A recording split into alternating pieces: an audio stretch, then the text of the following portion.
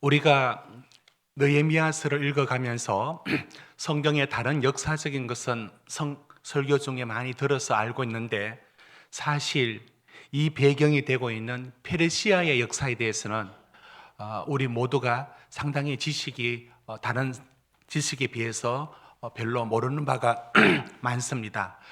여러분, 페르시아가 아주 고대의 이름 같지만 1935년까지 이란이라는 이름이 35년까지가 페르시아로 사용되었습니다. 그리고 1936년부터 이제 이란으로 되었고, 이란이란 뜻이 아리아인들의 땅이라는 그런 의미를 갖고 있답니다. 그래서 이란 사람들은 오히려 자기 자신들을 페르시아라 말을 쓰지 않고 이란이라 말을 썼고, 외부의 사람들이 저 사람들은 페르시아인이다 이렇게 불러서 그 이름을 그렇게 바꿨답니다.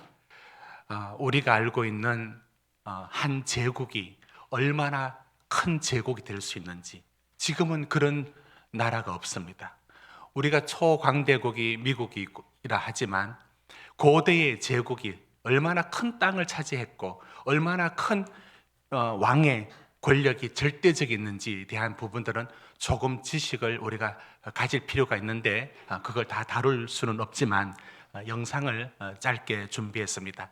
간단하게 보고 얼마만한 제국이었는가를 한번 보십시오. 그래야 오늘 읽어 나갈 때 여기 느헤미야가 왕 앞에 만세수를 하옵소서 이런 말들을 할 때 그 왕 앞에 완전 고개도 들 수 없는, 옛날에 이제 왕이 지나가면 다 땅에 엎드렸던 것처럼 절대 왕권이 얼마나 강했는지에 대한 그런 어떤 지식을 어느 정도 가져야 왕의 힘을, 권세가 얼마나 컸는지 이런 부분을 우리가 알 수 있습니다. 간단하게 보겠습니다. 흔히 고대 페르시아 제국하면 아케메네스 왕조 페르시아를 떠올립니다. 아케메네스조 페르시아는 기원전 550년부터 기원전 330년까지 세계를 제패했던 이란의 고대 왕조인데요. 최전성기 때는 무려 유럽, 아시아, 아프리카 3개 대륙의 영토를 지배하고 있었죠. 그 규모가 가늠이 안 되신다면 현재 불가리아, 튀르키예, 시리아, 이집트, 리비아, 이스라엘, 이라크, 이란, 투르크메니스탄, 우즈베키스탄, 아프가니스탄, 파키스탄 등이 모두 하나의 왕조 아래 있었다고 보시면 될 것 같아요. 아케메네스 왕조 페르시아의 존속기간은 불과 200여 년밖에 되지 않지만 이 왕조가 남긴 여파는 엄청난 것이었습니다. 일단 제국 전역에 막대한 자원을 동원해 이집트나 바빌로니아 같은 성격 강한 문명을 한데 뒤섞어 새로운 문화를 창조해냈죠. 그리고 이 높은 수준의 정치, 문화, 종교, 예술을 바탕으로 페르시아 제국은 세계의 중심 역할을 합니다. 무엇보다 지정학적으로 동양과 서양 사이 중앙으로서 세계 역사의 흐름을 주도했는데요. 이때의 아케메네스 왕조 페르시아가 중동 문명의 근간을 마련했다고 볼 수 있죠. 세계사에서 아케메네스 페르시아를 분명하게 짚고 넘어가야 하는 이유입니다. 그럼 우선 아케메네스 페르시아 전성기 이전 상황을 한번 간단히 살펴볼게요. 아케메네스 왕조를 세운 여기까지. 케이스 패스입니다. 다음 영상을 보는데 그 중에 한 왕조가 200년밖에 가지 않습니다. 그렇지만 가장 넓은 땅을 차지했던 제국이 페르시아고요. 물론 그리스 알렉산더에 의해서 망하지만 그 나라에 의해서 망했다 해가지고 알렉산더에 의한 이 그리스가 더 강한 건 아니에요. 제국이 망하는 것은 그것이 힘이 약해서만 망하는 게 아닙니다. 아무튼 그 앞에 얼마나 큰 제국이었는지, 우리가 중국 가면 이 천안문을 광장을 보면 어떻게 999칸의 그 어마한 규모가 왕의 권세를 나타내지 않습니까? 그렇다면 그 중에 그 왕들, 샤아샤라고 하는 왕 중의 왕이라고 하는 절대 권력을 가진 왕들이 누렸던 하나의 그 궁을 현대 세계 테마 여행에서 다루었습니다. 간단하게 한번 보십시오. 그 규모가 어마어마합니다. 가장 페르시아적인 도시로 손꼽히는 이스파한은 아바스 1세가 집념으로 완성한 도시입니다. 이스파한이라는 곳인데, 세계인들의 사랑을 받는 이스파한은 세상 절반을 줘도 바꿀 수 없을 만큼 아름답다 해서 세상의 절반이라고도 불린다고 합니다.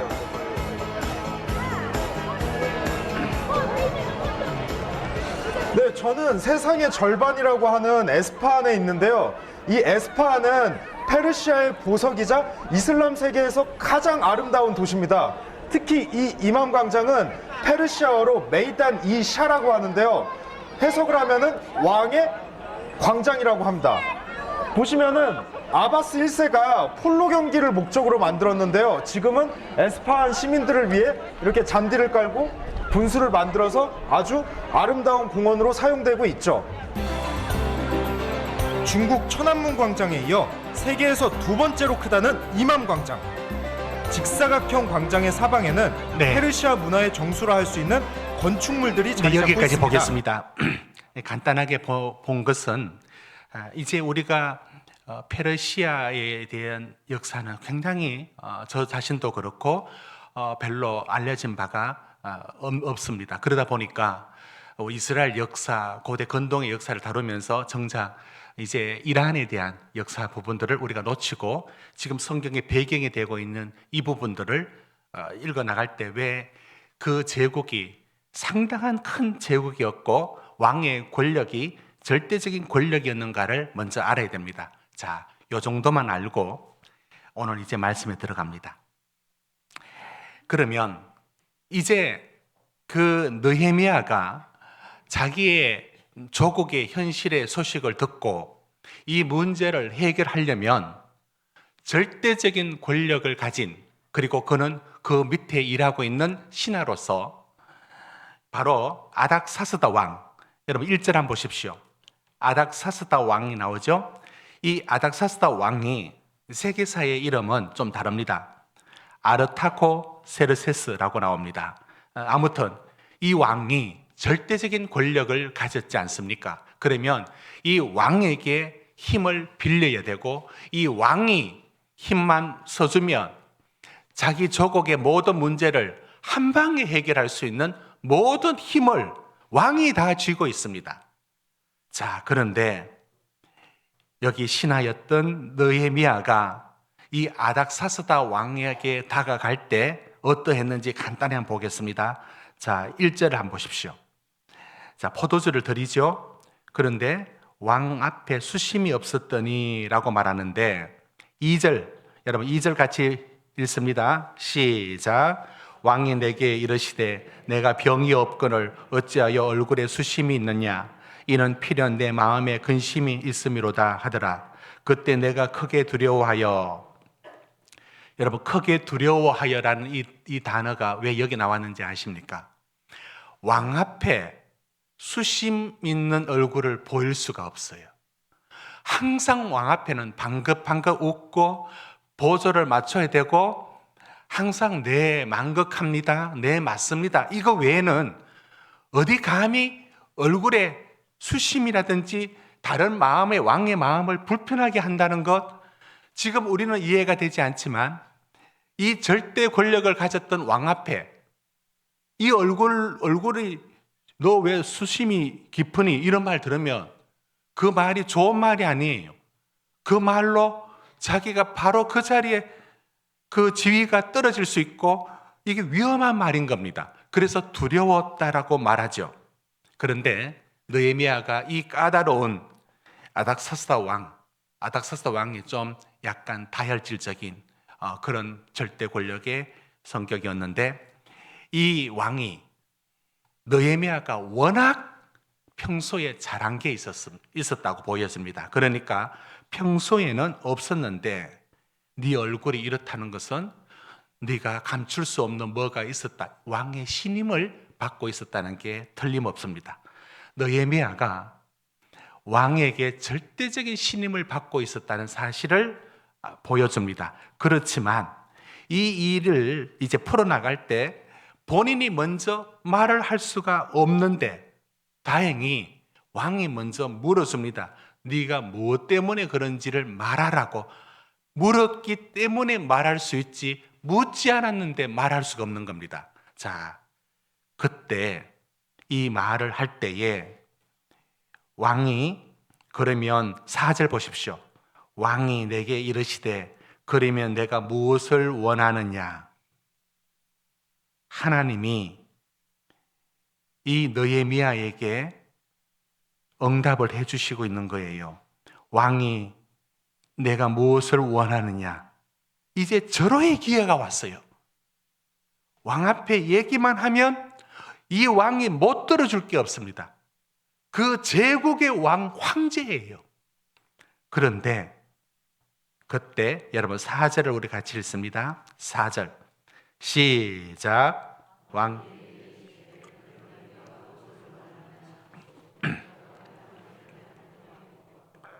여러분 이거 까딱하면 놓칠 뻔했지 않습니까? 이게 어떤 장면인지 여러분 한번 들었지 않습니까? 뭐냐면 이 왕 앞에 말을 해야 되는 그 순간에 자기 눈앞에 절대 권력자가 서 있습니다. 그리고 절호의 기회가 왔습니다. 그런데 그때 느헤미야가 잠깐 묵도를 해요. 왕이 못 알아채게. 아마 눈을 떴는지 속으로 이렇게 말한 겁니다. 하나님 저 왕의 마음을 움직이소서. 하나님이 이제 일하여 주십시오. 지금 이 장면이 여러분 얼마나 놀라운 장면이냐면 절대 권력자 이 사람 손만 잡으면 이 사람 힘만 빌리면 조국의 그 어려운 문제도 단번에 해결할 수 있습니다. 그런데 그 왕 앞에 이 자기의 조국의 문제가 해결될 거로 여기지 않습니다. 왕 앞에 구하면서도 왕 뒤에 계시는 더 크신 왕이신 하나님께 기도하는 느헤미야. 저는 이 장면이 굉장히 감동적으로 다가옵니다. 이게 바로 리더십입니다. 여러분, 바로 느헤미야가 갖고 있는 우리에게 도전하는 신앙이 뭐냐면 내 눈앞에 보이는 도움을 줄 만한 사람이 있다 하여도 그 도움이 그 사람 앞에 내가 굽신해서 얻을 도움이 아니라 그 사람 뒤에 계시는 더 크신 하나님이 이 일을 도와야 된다라고 하는 눈에 보이는 사람의 힘이 아니라 보이지 않는 하나님을 더 크게 보고 있는 겁니다. 이게 느헤미야의 믿음입니다. 여러분, 우리는 바로 이 믿음을 훈련해야 되고 이것이 필요합니다. 여러분, 성경에 많은 이들이 이런 믿음을 보여줍니다. 요셉이 보디발의 군대 장관 보디발의 집 애굽에 팔려갔지 않습니까? 거기서 잘 보였습니다. 가정의 총무가 되었습니다. 요셉이 살기 위해서 생존하기 위해서 해야 될 일은 뭐냐면 신분을 벗어나야 되는데 노예인 겁니다. 그런데 어떤 기회가 왔느냐면 보디발의 아내가 유혹을 합니다. 이 유혹은 요셉의 입장에는 다른 유혹이 아닙니다. 내 노예가 어떻게 내 신분이 벗어지고 나도 인간처럼 살 수 있는 절호의 기회인 겁니다. 그런데 그때 이 유혹을 요셉이 어떻게 처리하느냐면 창세기에서 말합니다. 내가 하나님 앞에 어떻게 그런 죄를 지을 수 있습니까? 하면서 거절합니다. 여러분, 요셉이 단지 성적인 유혹을 받은 게 아니에요. 자기 신분이 벗어날 절호의 기회, 성공할 수 있는 절호의 기회를 왜 거기 가지 않았느냐면 그보다 보디발보다 그 집안보다 더 크신 하나님을 보고 있는 겁니다. 여러분, 우리가 알고 있는 것처럼 다윗이 골리앗 앞에 섰을 때 소년 다윗입니다. 그가 골리앗이 현대 도량형으로 키가 2m74, 들고 있는 무기가 57kg, 창 하나 무게가 6.8kg, 그의 방패를 드는 사람이 따로 있고 이 어마어마한 골리앗 앞에 다윗이 뭘 보느냐면 그 거인 골리앗보다 더 크신 하나님, 만군의 여호와 하나님 이렇게 봅니다. 이렇게 성경에 나와 있는 인물들 중에 하나같이 어떤 믿음을 갖고 있느냐면 내보다 현실적으로 더 커 보이는 힘을 가진 사람들, 그보다 더 크신 하나님을 보는 겁니다. 바로 느헤미야가 그러합니다. 느헤미야는 왕 앞에 도움을 받으면 끝나지, 이러면 느헤미야는 정치적인 사람밖에 안 됩니다. 느헤미야는 이 왕에게 이 기회를 얻어냅니다. 여러분, 왕이 허락해 주는 게 어느 정도인지 한번 보십시오. 왕이 이제 조국으로 떠나는 느헤미야에게 어마어마한 것을 붙여줍니다. 그리고 그의 요구를 다 들어줍니다. 이런 것을 다 들어준 후에 이것에 대해서 이제 아까 그 보셨던 것처럼 워낙 제국이 크다 보니까 이 제국에서 이 나라가 여러 다민족이니까 지나가는데 그 총독제, 여러분 마참제도 들어보셨죠? 워낙 땅이 넓으면 이 말이 계속 달려서 여기까지 한 총독이 다스리고 또 여기까지 달려가지고 여기까지는 또 다른 총독이 다스리고, 그러니까 여기 7절 한번 보십시오. 지나갈 때 강서쪽 총독들에게 조서를 내려서 내가 유다 땅까지 가는데 안전하게 가게 해달라고 요구합니다. 자, 이런 모든 안전에 대한 부분과 또 여러 살림에 대한 여러 재료들, 목재들을 8절에 얻어서 갑니다. 자, 그러면서도 느헤미야는 절대 놓치지 않는 게 있습니다. 뭘까요? 여러분 8절입니다. 8절 한번 보십시오. 뭐라고 얘기하는가? 여러분 8절을 우리 같이 한번 읽습니다. 시작.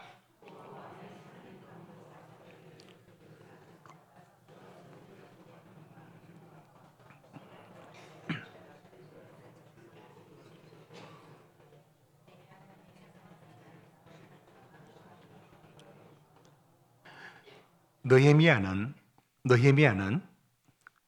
분명히 왕이 힘으로 주고 있는 모든 것들을 항상 이것 하나님의 선한 손이 했다라고 믿고 있습니다. 이것이 느헤미야의 믿음입니다. 여러분, 우리는 우리 눈앞에 보이는 어떤 도움을 얻을 만한 또는 힘이 되는 사람을 많이 의지합니다. 의지하는 그 자체가 나쁜 일은 아니에요. 그런데 거기서 머물러 버리면 안 됩니다. 그 사람이 나에게 도움을 주지만 하나님이 도움을 주는 겁니다. 왜? 그 사람을 만나게 하시고 그 사람에게 도움을 주게 하신 하나님. 이 부분을 놓쳐버리면 그 사람의 말 한마디에 천국과 지옥을 왔다 갔다 하는 겁니다. 우리는 그 내 눈앞에 있는 사람이 아니라 그 뒤에 계시는 그 더 크신 하나님을 보고 그 하나님을 의지하는 믿음이 서야 합니다. 제가 코로나 전에 수술을 앞두고 있을 때 병원에 가면 긴장을 해서 그런지 저희 집에 혈압계가 있는데 괜찮은데 병원만 가면은 혈압이 올라요. 그래서 이제 담당 의사 앞에 가기 전에 이제 혈압 몸무게 이거 측량했던 거를 이걸 표를 들고 들어가고, 요즘 자동화 돼가지고 자동으로 그쪽으로 들어가게 돼 있는데 혈압이 150 막 넘게 나오는 겁니다. 거기 막 가면 그러면 혈압 때문에 다른 것도 아무것도 못 하게 됩니다. 그래서 자꾸 긴장을 하고 그 의사가 하는 말 한마디 한마디가, 여러분 경험해 보셨죠? 어떤 이제 검사를 다 받고 이제 가서 이제 결과를 듣는 그런 경험 있으시죠? 다른 거 안 보이고 의사 입만 싹 눈에 들어오는 거 있잖아요. 들어오면서 한마디 한마디에 천국과 지옥을 왔다 갔다 숨을 죽이게 되고, 이런 일들이 계속 반복되었습니다. 제가 이 긴장하는 부분들을 이게 감당이 안 되었습니다. 그래서 하나님께 기도했습니다. 근데 기도하고 이제 몇 번째는 어떻게 했느냐면 제가 시편 18편을 암송을 했습니다. 나의 힘이신 여호와여, 내가 주를 사랑합니다. 나의 반석이시여, 나의 산성이시여, 나의 요새시여 쭉 있습니다. 계속 외웠습니다. 나의 힘이신 여호와여. 제가 그때 순간적인 하나의 체험을 했습니다. 그 의사가 제가 수술받기 전이니까 가장 안 좋은 얘기를 했습니다. 근데 그때 제 속에 제가 육체적인 느낌을 말씀드릴게요. 이렇게 이쪽이 따뜻해지면서 뭔가 힘이 느껴지면서 하나도 두렵지 않고 생명이 하나님의 손에 달렸는데 내가 저 의사의 말에 내가 왜 죽었다 살았다, 내가 왜 거기 연연하는가, 두려워하지 마라. 하나님의 강력한 담대함이 저를 붙들고 있었어요. 그리고 나왔습니다.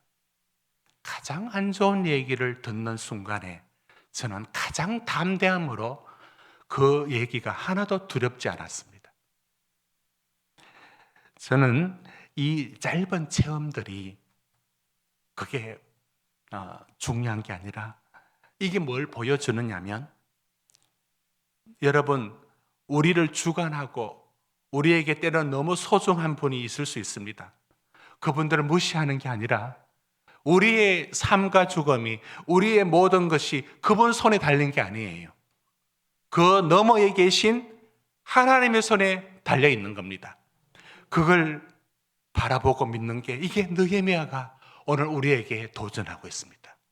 사랑하는 성도 여러분, 우리 2025년에 살아가는 길에 여러분을 두렵게 하고 여러분을 정말 조마조마하게 하고 그 말 한마디에 내가 어찌 해야 될지 모르는 이 모든 권세를 가진 어떤 사람의 형편의 관계에 만날 수 있습니다. 그분을 병원에서 만날지 사업에서 만날지 어디서 만날지 모릅니다. 그렇더라도 기억하십시오. 그분이 아니라 그분 뒤에 계시는 더 크신 하나님이 우리의 주인 되십니다. 그리하여 그 하나님이 붙들어 주시고 지켜주십니다. 이게 느헤미야가 오늘 우리에게 도전합니다. 그 왕 레자샤라고 하는 얼마나 큰 왕인지, 왕의 절대적인 권력, 이분이 모든 걸 줄 것 같지만 바로 시편이 이렇게 말하고 있습니다.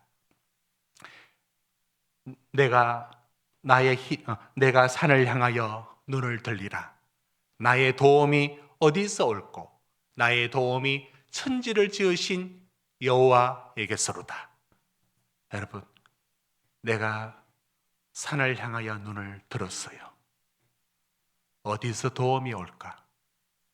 여러분, 산이 아니라 저 산을 지으신 여호와 하나님이 나의 도움이 되십니다. 올 한 해 내 뒤에 내 앞에 어떤 것이 서 있어도 그것이 어떻게 다가온다 해도 그 뒤에 계시는 우리의 하나님, 만군의 여호와 하나님이 우리의 주인이시고 우리를 지키고 있음을 그 믿음으로 승리하는 한 해가 되기를 주의 이름으로 축원합니다. 우리 같이 한번 기도하시겠습니다.